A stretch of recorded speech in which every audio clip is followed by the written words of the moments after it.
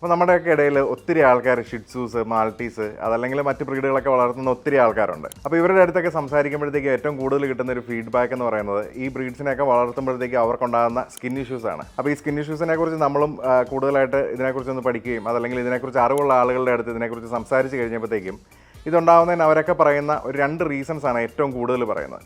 അപ്പം ഒന്നാമത്തെ കാര്യം എന്ന് പറഞ്ഞു കഴിഞ്ഞാൽ അവർക്ക് കൊടുക്കുന്ന ഫുഡ്, രണ്ടാമത്തെ കാര്യം പ്രോപ്പറായിട്ട് ഡീവോമിങ് ചെയ്യാത്തത്. ഫുഡ് നമ്മൾ ഡോഗ്സിന് ഇങ്ങനെ സ്കിൻ ഇഷ്യൂസ് ഉള്ള ഡോഗ്സിന് നമ്മൾ ഫീഡ് ചെയ്യുമ്പോഴത്തേക്കും നമ്മൾ എന്തൊക്കെ കാര്യങ്ങൾ ശ്രദ്ധിക്കണം. അപ്പോൾ അതിൽ ഒന്നാമത്തേതെന്ന് പറഞ്ഞു കഴിഞ്ഞാൽ നമ്മൾ ഡോഗ്സിനെ ഫീഡ് ചെയ്യുമ്പോഴത്തേക്കും ഒരു ഹൈപ്പോലർജനിക് ആയിട്ടുള്ള ഡോഗ് ഫുഡ് തന്നെ ഫീഡ് ചെയ്യാൻ വേണ്ടിയിട്ട് നമ്മൾ ശ്രദ്ധിക്കണം.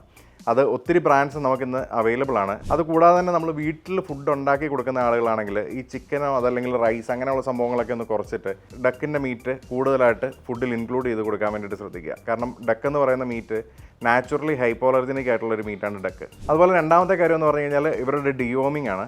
അപ്പം ഡിവോമിംഗ് ഷെഡ്യൂൾ നിങ്ങൾക്കൊക്കെ അറിവുള്ളതായിരിക്കും. നമ്മുടെ മുൻപിലത്തെ ഒരു വീഡിയോയിൽ നമ്മൾ അതിനെക്കുറിച്ച് എക്സ്പ്ലെയിൻ ചെയ്തിട്ടുണ്ടായിരുന്നു.